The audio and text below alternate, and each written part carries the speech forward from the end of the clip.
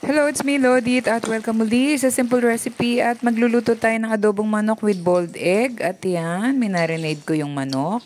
At ngayon, magsalang tayo ng kawali at maglagay ng mantika at igisang bawang. At ilagay na rin ang sibuyas. Yan, haluluin lang natin. At kapag okay na siya, pwede na natin ilagay yung manok na ating minarinade.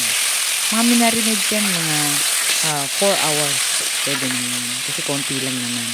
At ngayon, takpan natin. At pagkatapos saluluin lang natin. Ayan, medyo nag-moist siya. At, ayan. Wow, ang sarap ng itsura.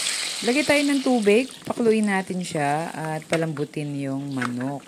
Ayan, para medyo masarap kainin. Malambot na malambot yung manok. At lagay tayo ng calamansi juice at ng ground pepper. Yan. At ngayon, nagdagdag ako ng toyo. Naglagay ako ng toyo. Para medyo siya, masarap. Kasi konti lang naman yung toyo kanina. Then, add tayo ng konting oyster sauce para dagdag sarap ng ating adobo. Yan.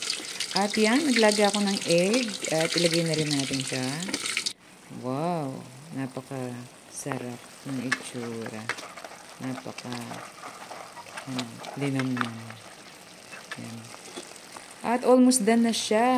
At pwede na natin ilagay sa ating bowl para ready to eat na tayo.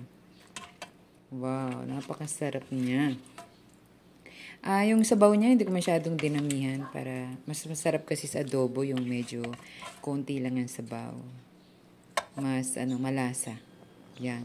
Yan na yung ating finished product. Yan. Maraming salamat sa panonood at huwag kalimutan mag-subscribe sa channel ko. Ingat lagi. God bless everyone.